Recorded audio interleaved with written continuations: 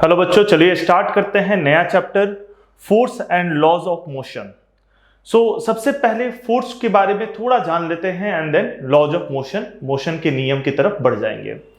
तो देखिए, सबसे पहले फोर्स होता क्या है। सिंपल डेफिनेशन तो यही कहेंगे, एनी पुश और पुल इज कॉल्ड फोर्स।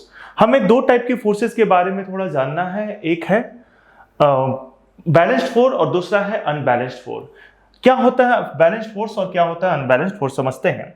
सबसे पहले फोर्स होता क्या है, how will you define force. तो एनी पुश और pull on a body is called force on a body is called force.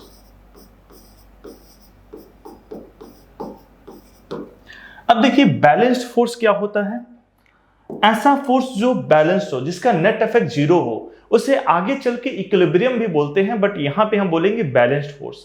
अब देखिए, जैसे हमने टेबल पे एक बुक रखा हुआ है, उस बुक रखने की वजह से वो बुक का कुछ वेट होगा, मान लेते हैं कि 500 ग्राम होगा। जी से मल्टीप्लाई करेंगे, जी 9.8 होता है, उसे 10 ले लेते हैं।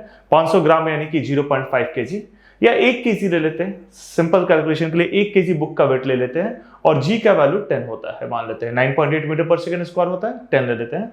तो वेट आपको पता है mg होता है, तो 10 न्यूटन का फोर्स नीचे लगा रहा होगा।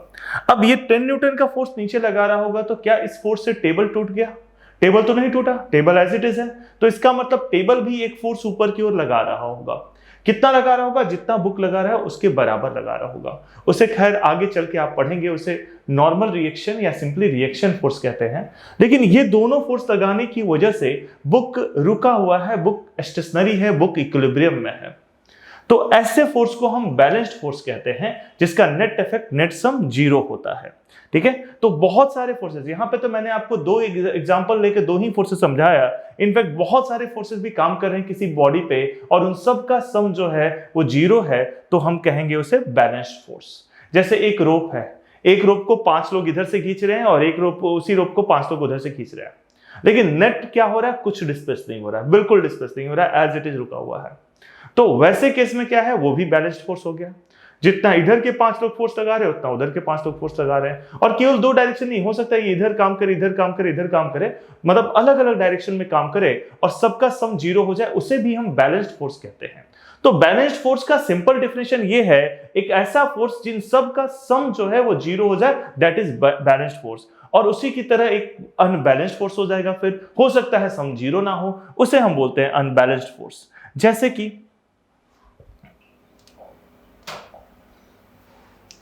आप देख सकते हो, ये एक बॉक्स है, दो लोग मिलकर इसे धक्का दे रहे हैं। अगर इसे धक्का दे रहे हैं और ये ना मूव करे, मूव ही नहीं करे, अपनी जगह पे रहे, तो उस केस में बैलेंस्ड फोर्स हो गया, क्योंकि आप जितना फोर्स लगा रहे हो और जो फ्रिक्शन है वो दोनों बराबर हो गया। फ्रिक्शन फोर्स आप जानते होंगे, पहले थोड़ा बहुत पढ़े होंगे कि ग्राउंड सरफेस हमारा फ्रिक्शन फोर्स ऑफर करता है। ये एक ऐसा फोर्स है जो मोशन को अपोज करता है, रिलेटिव मोशन को अपोज करता है। तो अगर आपने फोर्स लगाया और ग्राउंड ने भी फोर्स लगाया, वो दोनों बराबर है, तो वो तो फिर बैलेंस्ड हो गया। लेकिन आप दो लोग मिलकर फोर्स लगा रहे हो और इस फोर्स की वजह से बॉक्स थोड़ा खिसक जा रहा है, बॉक्स थोड़ा आगे जा रहा है, आगे की तरफ मूव कर रहा है, इसका मतलब आपके द्वारा लगाया गया फोर्स, आपने जो फोर्स अप्लाई किया वो ज्यादा है कंपेयर टू जो ग्राउंड फोर्स लगा रहा है। इस केस में ये फोर्स हमारा अनबैलेंस्ड फोर्स हो गया। तो अनबैलेंस्ड फोर्स क्या होता है? Applied force is greater than, applied force आपका ग्रेटर हो गया, मतलब एक कोई भी फोर्स बड़ा हो जाएगा। देयर इज नेट फोर्स, है ना। अगर जैसे आपने 10 न्यूटन का फोर्स लगाया, ग्राउंड 5 न्यूटन का लगा रहे हैं, तो नेट 5 न्यूटन का फोर्स हुआ 10-5। तो वैसे केस में बॉडी मूव करेगा और इसको बोलेंगे अनबैलेंस्ड फोर्स। तो अनबैलेंस्ड फोर्स क्या होता है? सम इज नॉट जीरो। बैलेंस में क्या होता है? सम इज जीरो। अनबैलेंस में क्या होता है? सम इज नॉट जीरो। तो ये थोड़ा फोर्सेस के बारे में हम जान लिए। बेसिकली इस चैप्टर में ज्यादातर तो हमें लॉज ऑफ मोशन ही पढ़ना है, और दोबारा फोर्स आएगा जब सेकंड लॉ ऑफ मोशन को हम पढ़ रहे होंगे।